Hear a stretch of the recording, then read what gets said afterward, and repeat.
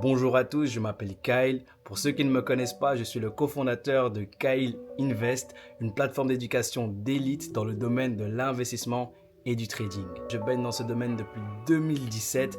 Donc là, cette année, on peut comptabiliser 9 ans d'expertise dans l'investissement et dans le trading. Aujourd'hui, je me place devant vous, derrière ma caméra, afin de vous partager ce que j'aurais aimé savoir à mes débuts. Et quoi de mieux que YouTube pour vous partager des informations qui ont totalement transformé ma perception de l'argent, de l'investissement et surtout apporter un réel impact dans mon quotidien et également autour de moi. Investir avec sagesse, c'est notre slogan et cette même sagesse me demande de d'abord vous parler de l'investissement avant de commencer à rentrer en profondeur concernant le trading. Si le sujet du trading est un domaine que tu souhaites maîtriser, prends de l'avance et abonne-toi à notre chaîne YouTube. Et si tu fais partie de ces personnes qui aiment être les premiers à savoir ou à connaître certaines choses, n'hésite pas à activer la cloche en dessous de la vidéo et on commence maintenant. Nous sommes en 2026 et ce n'est donc un secret pour personne, l'investissement est quelque chose qui peut totalement transformer la vie de quelqu'un. Aujourd'hui, je suis là pour répondre à une question importante qui est à quoi sert l'investissement et pourquoi maîtriser cette habitude te donnera toujours une longueur d'avance sur ceux qui se focalisent seulement sur le trading. Tu as bien entendu, j'ai parlé d'habitude. Pourquoi? Parce que tout simplement, le trading n'en est pas. C'est une compétence. Et une compétence, ça prend du temps. Donc, si tu veux gagner du temps, peu importe la compétence qui t'intéresse à développer, l'investissement est quelque chose qui permettra concrètement à ce que tu puisses gagner ce temps-là. Pourquoi? Tout simplement parce que l'investissement te demande quelques points à avoir en tête afin de pouvoir faire tes premiers pas dans ce domaine. La première chose serait de commencer. Mais pour commencer, il faut savoir où est-ce que tu veux aller. Il te faut un objectif, une destination, un but à laquelle tu vas associer cette habitude. Il faut absolument que tu saches où est-ce que tu veux aller afin que tu puisses te rapprocher au maximum de cet objectif et dans le meilleur des cas, l'atteindre. Par exemple, pour moi, je m'étais donné comme objectif d'avoir 100 000 euros. 100 000 euros, pourquoi? Je prendrai le temps de l'expliquer plus tard dans d'autres vidéos, mais c'était l'objectif qu'il me fallait afin de pouvoir me dire que j'avais un patrimoine. Cette habitude, c'est comme tout simplement le fait de manger tous les matins. C'est une habitude que je vais prendre. Je ne dois pas spécialement avoir des compétences énormes. Je dois juste être capable de me nourrir chaque matin afin de pouvoir vivre la journée qui m'a été offerte aujourd'hui. Quand je parle d'habitude, c'est qu'il n'y a pas tant de choses à comprendre ou à connaître pour passer à l'action. Une des choses que tu dois faire, c'est d'abord de déterminer qu'est-ce que tu as. Ne pas se dire je vais commencer quand j'aurai autant. Non, commence déjà avec ce que tu as. Et si selon toi, c'est un petit montant que tu peux mettre pour commencer, moi je vais être honnête avec toi, c'est peut-être pas ça qui va te rendre millionnaire, mais il y a une chose que ça va te donner que pas beaucoup de choses seraient capables de t'apporter, c'est ce qu'on appelle la discipline. Et si tu as à la fois apporter cette discipline, travailler cette discipline maintenant te permettra d'être prêt quand tes finances iront beaucoup mieux. Parce que si tu sais le faire avec 1 euro, 10 euros, 50 euros, 100 euros, 250 euros, combien plus forte raison serais-tu capable de garder la même habitude avec des sommes beaucoup plus grandes, beaucoup plus conséquentes. Donc encore une fois, n'aie pas peur, ne néglige pas les faibles commencements parce que là où peut-être selon toi ce n'est pas un énorme montant à investir tous les mois, c'est déjà quelque chose qui va t'apprendre une chose que pas beaucoup de personnes ont, c'est la discipline. Et être discipliné quand tu l'as pour de vrai, c'est quelque chose dont on a du mal à te retirer. Et même si on te la retire, c'est quelque chose qui marque à vie. Il ne sera pas compliqué pour toi de retomber sur tes pattes et de reprendre là où ce que tu avais arrêté. Mais donc la discipline, c'est quelque chose à ne pas négliger si tu veux commencer même avec un faible montant. Personnellement, je suis quelqu'un qui comprend les grâces qui sont associées à la dîme. La dîme, c'est quoi? Il y a une phrase qui dit qu'il faut rendre à César ce qui est à César, qu'il faut rendre à Dieu ce qui est à Dieu. C'est d'apporter 10% de tes revenus là où tu es nourri, notamment dans ton église. Donc 10%, c'est un pourcentage. Tu peux faire le même geste concernant tes investissements afin que peu importe ce que tu as, un peu ou si tu as beaucoup, 10% c'est 10%. Si je n'ai que 1 euro, 10% de 1 euro, ça va être 10 centimes. Si j'ai que 1000 euros, 10% de 1000 euros, ça va être 100 euros. Afin que tout comme avec la dîme, peu importe ce qu'il se passe, tu puisses être en capacité de pouvoir la déposer.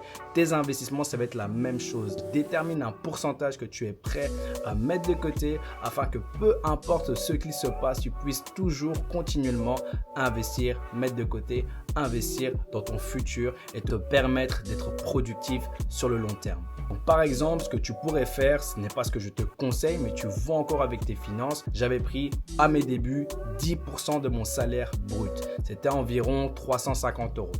Ces 350 euros, peu importe ce qu'il se passait, vu que je recevais mon salaire, 10% de mon salaire brut était retiré de mon salaire net et c'est ça que j'utilisais afin d'investir.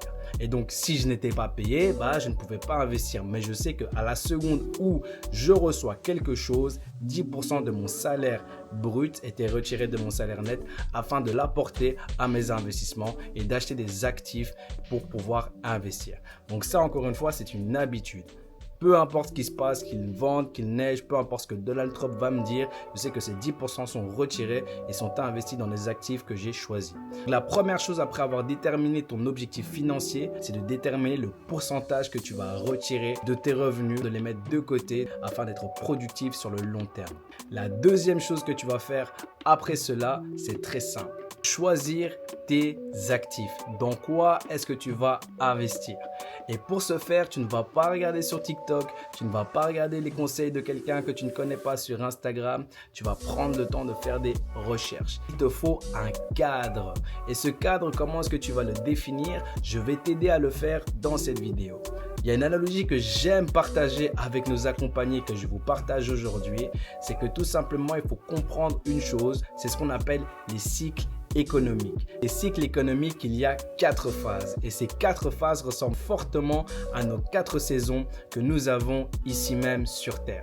Donc là où je peux avoir l'été, l'hiver, le printemps et l'automne, je peux avoir également des phases économiques qui s'appellent expansion, déflation, récession et relance. Ces 4 saisons que nous avons ici même sur Terre ont leurs spécificités et également leurs indicateurs qui nous permettent de déterminer dans quelle saison nous nous trouvons. Je ne vais pas me comporter de la même manière en été qu'en hiver, au printemps ou en automne. Et ça, c'est quelque chose que tu sais déjà. Par exemple, je ne vais pas mettre de t-shirt en hiver, tout comme je ne vais pas mettre de pull en été. C'est un comportement similaire que tu auras face au cycle du marché.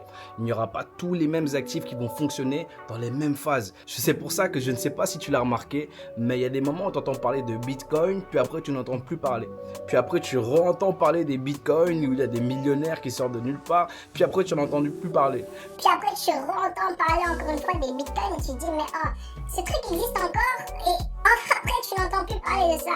Tout simplement parce qu'il y a des saisons dans lesquelles certains actifs vont performer et d'autres beaucoup moins performer. Tout comme il y a des vêtements pour chaque saison, il y a des actifs pour chaque saison.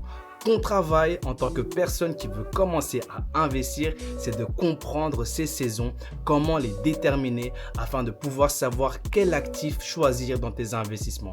Comme je l'ai dit au début de cette vidéo, ton but, après avoir déterminé ton objectif, c'est de déterminer le pourcentage que tu vas attribuer à tes investissements. Quand tu as fait cela, ton but, c'est également de comprendre dans quelle saison on se trouve afin de pouvoir sélectionner quels actifs sélectionner et dans quelle terre du coup tu vas semer pendant la saison adéquate. Et qui dit saison dit également adaptation. Je t'ai parlé du coup des saisons dans lesquelles nous nous trouvons actuellement.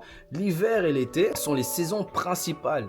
L'automne et le printemps sont des saisons de transition. Donc ça veut dire que tu vas pas seulement piocher. Oui, c'est vrai, tu ne vas pas seulement semer. Il faudra également adapter ton portefeuille, sinon ce serait beaucoup trop facile. Mais encore une fois, tout comme je suis capable de m'adapter au niveau de mes vêtements, tu as également la capacité de t'adapter par rapport à tes investissements. Je te donne un exemple.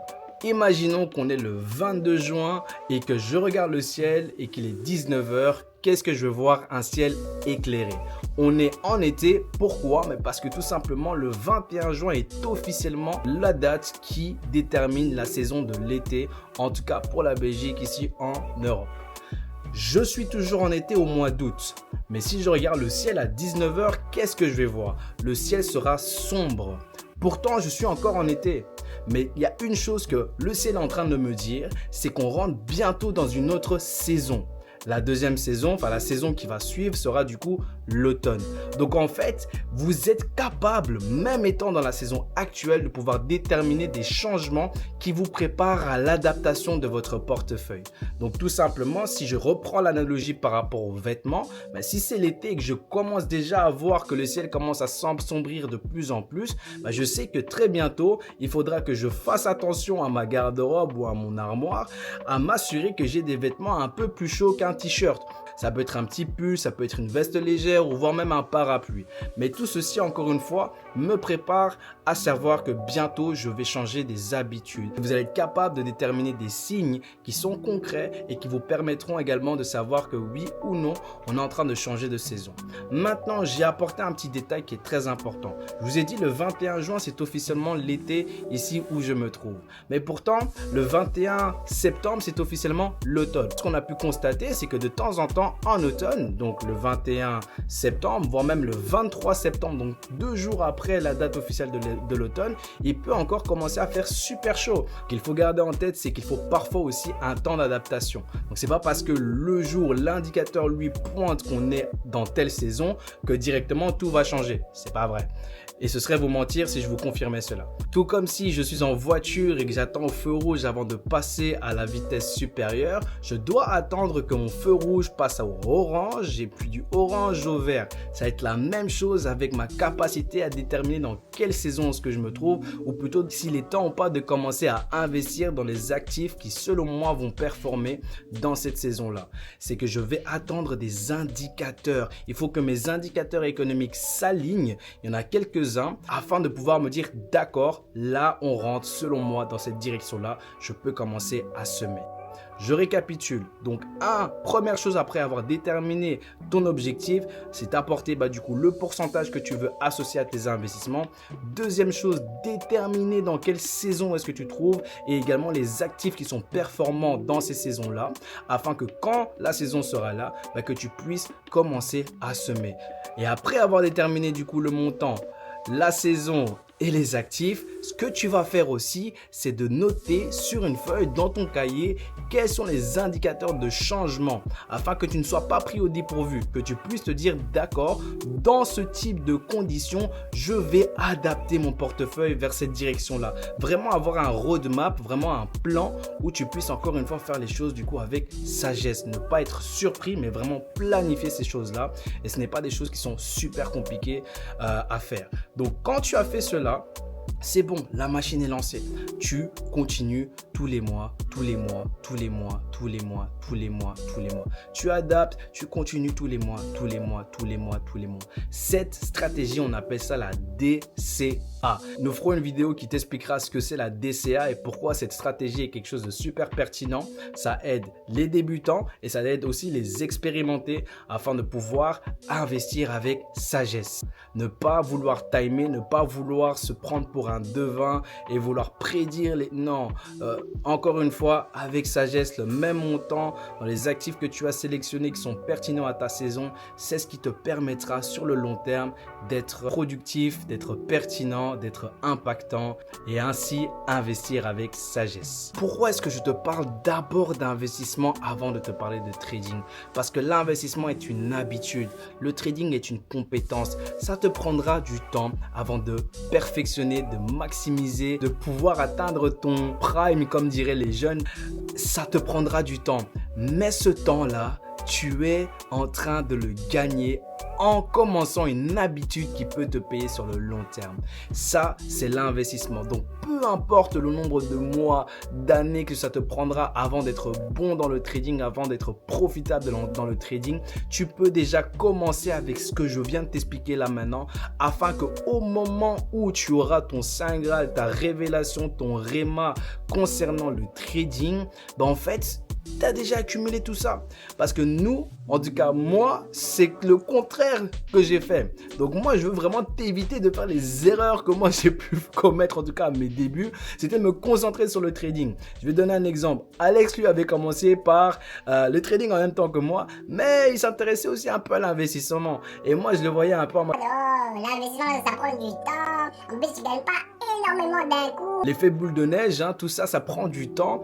Mais encore une fois, il y a une parole que j'aime beaucoup qui dit ne minimisez pas les faibles commencements. Donc ça, moi, pour le coup, j'ai vraiment minimisé. Et qu'est-ce qui s'est passé? Alex et moi-même, donc Alex, c'est le cofondateur de Kyle Invest. Donc on est deux à la tête de l'entreprise. Donc Alexandre avait commencé à un peu semer un peu son petit argent dans des ETF. Il s'est dit, écoute, moi, je comprends pas trop, mais il y a un truc que je comprends, c'est les ETF. Je prendrai le temps de vous expliquer tout ça dans les prochaines vidéos également. Mais donc, les ETF, il a dit ça, je comprends. Il avait choisi un ETF qu'il aimait bien. Donc, c'était les 500 meilleures entreprises aux États-Unis. Mais sur le côté, il apprenait à trader, tout comme moi. Et ce qui s'est passé, c'est que 1 an est passé, 2 ans est passé, 3 ans sont passés, des formations par-ci, des formations à 250 euros. Des formations à 1000 euros, des formations à 7000 euros, des formations à 15 000 euros. Tout ce temps-là est vraiment passé jusqu'au point où on se dit voilà la rentabilité du coup dans le trading. On arrive à générer, à comprendre un peu comment ce système fonctionne, comment on peut vraiment bâtir à travers du coup ce revenu-là. Une chose qu'on avait en commun, on avait tous les deux compris ce qu'il y avait à comprendre concernant le trading. Mais il avait accumulé ce que moi j'avais pas accumulé pendant tout ce temps-là.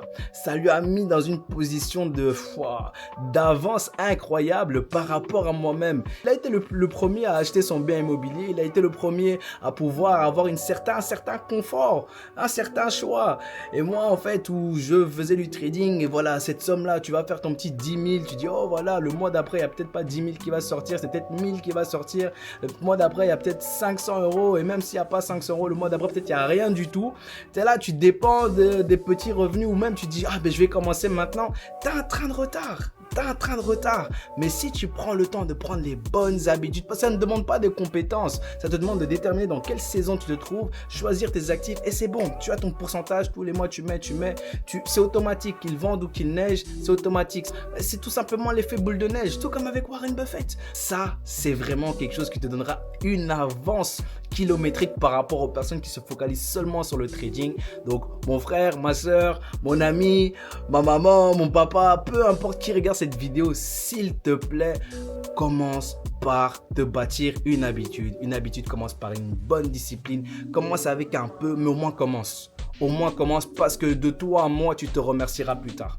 Tu te remercieras plus tard. Et moi, je prends le temps de faire cette vidéo afin que quelqu'un puisse la regarder et puisse se dire, en fait, c'est bon, j'ai compris. Je veux au moins commencer quelque part. Et même si je comprends un peu, c'est le un peu là que je peux déjà faire avec ça. Et on verra. Parce qu'au final, qu'est-ce qui s'est passé? Au fur et à mesure du temps, avec cette habitude, on a commencé en fait à grandir en connaissance. Et au fur et à mesure qu'on grandissait en connaissance, notre investissement était de plus en plus précis, de plus en plus fructueux et on commençait à grandir, c'était exponentiel. Et ça, c'est vraiment quelque chose que je vous souhaite. Donc c'est pour ça que je commence d'abord par vous parler de l'investissement avant de parler du trading. Parce que le trading, il sera là. Et quand il sera là, quand vous serez compétent, quand vous allez réussir à vous faire vos petits 100 euros par mois, peut-être même 100 euros tous les 3 semaines, je sais pas, peut-être 100 euros toutes les 2 semaines, puis après vous rentrerez dans la dimension du 100 euros par semaine, 100 euros par jour, 100 euros par heure, et là ils sont à 100 euros par minute. Mais quand vous rentrerez dans cette dimension-là, que c'est ça la compétence, mais là vous pourrez vous dire en fait cet argent-là, je vais même l'injecter dans mes investissements et pour savoir vous propulser en tout cas. Il y a des choses encore une fois que l'investissement permet. L'investissement, c'est vous créer un patrimoine. Et une des questions qu'on vous pose quand vous voulez acheter un bien immobilier, c'est quel est votre patrimoine? De quoi est-ce que vous êtes propriétaire? Vous pouvez être propriétaire d'un portefeuille en euros, en dollars, là où l'inflation existe. Là, ça arronge chaque année. Encore une fois, le gouvernement met tout en œuvre pour au moins atteindre 2 à 2,5% d'inflation. Rapido, l'inflation, c'est tout simplement l'augmentation du coût de la vie. Le gouvernement et nous, on n'a pas le même objectif, les gars. Donc, ça veut dire que eux vont tout mettre en œuvre afin d'atteindre 2 à 2,5%. Si c'est pas même déjà d'arriver à 3%. Pendant le Covid, on était à 8%. Voyons grand. Parce que vous, quand c'est des petits chiffres, vous comprenez pas bien. Vous avez 100 000 euros. Vous vous dites, ah, en vérité, 100 000, moi, je suis bien. J'ai pas besoin de faire grand chose, vraiment, voilà, mon petit 100 000, voilà, je suis tranquille. Même avec 100 000, il faut faire quelque chose. Pourquoi? Parce que chaque année, même si vous voyez les mêmes 0, 0, 0 derrière votre 1 qui détermine votre 100 000, il faut savoir que vous perdez 8%. 8%, c'est quoi? C'est 8 000 € l'année. Le Covid a duré 2 ans. Tu fais rien avec ton argent, tu perds 16 000 €. 16 000 €.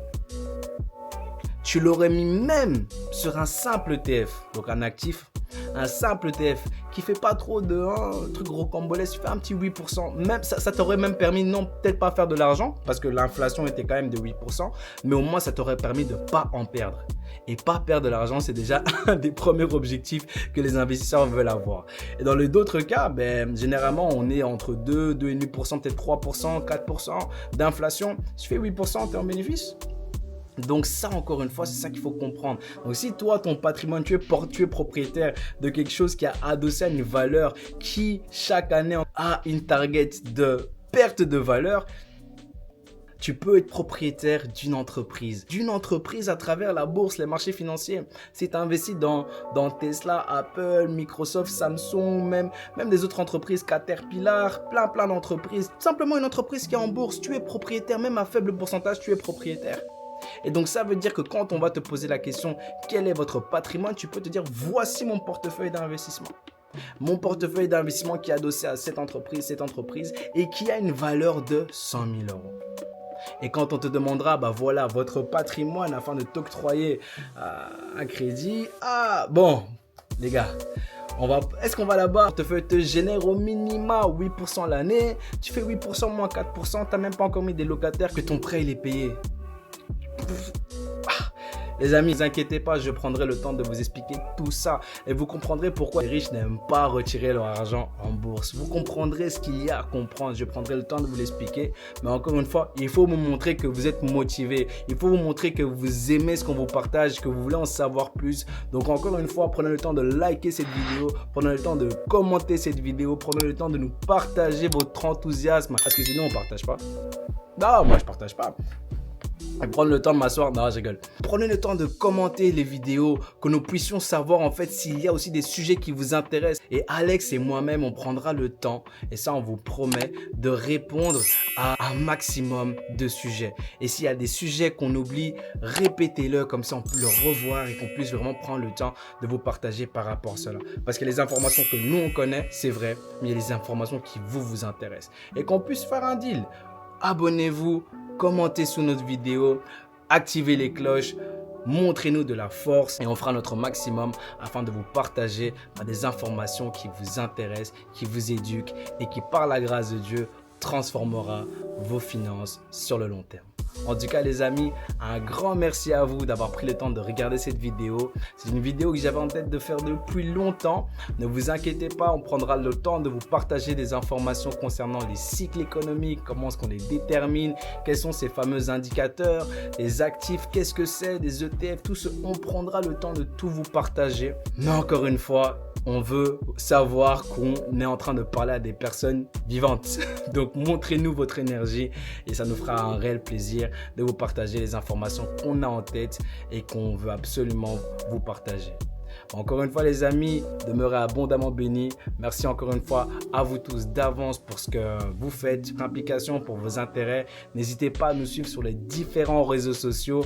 On est là, on est présent sur Instagram, on est présent sur LinkedIn. Là où on partage également nos articles économiques simplifiés. Donc pour les traders qui aiment l'analyse fondamentale, on vous partage cela en français et en simplifié. Donc allez nous suivre sur la page sur LinkedIn. N'hésitez pas non plus à nous suivre pour ceux qui utilisent plutôt Facebook. Également sur la page, on sera ravis. Au plus on est nombreux sur ces réseaux sociaux, au plus on sera conscient qu'il y a une réelle demande là-bas et on vous partagera également de la valeur à ce niveau-là. N'hésitez pas non plus à nous suivre sur TikTok, la plateforme des jeunes. Au plus nombreux on sera sur ces plateformes, au plus on comprendra qu'il est important qu'on vous partage de la valeur là-bas aussi. Donc un grand merci à vous tous. Restez assoiffés de connaissances parce que c'est comme ça qu'Alex et moi-même avons commencé. C'est en ayant soif de connaissances qu'on finit par apprendre. Il y a un dicton en anglais que j'aime beaucoup qui dit d'abord you learn et ensuite you remove the L. Donc you earn. Ça veut dire la première chose c'est apprendre et la deuxième chose c'est gagné. Mais bon, ça sonne moins bien en français. Mais voilà, encore une fois les amis, merci beaucoup. Partagez cette vidéo à quelqu'un qui selon vous doit comprendre ce qui a été partagé ici. Et on se voit très vite dans des prochaines vidéos. Ciao, ciao.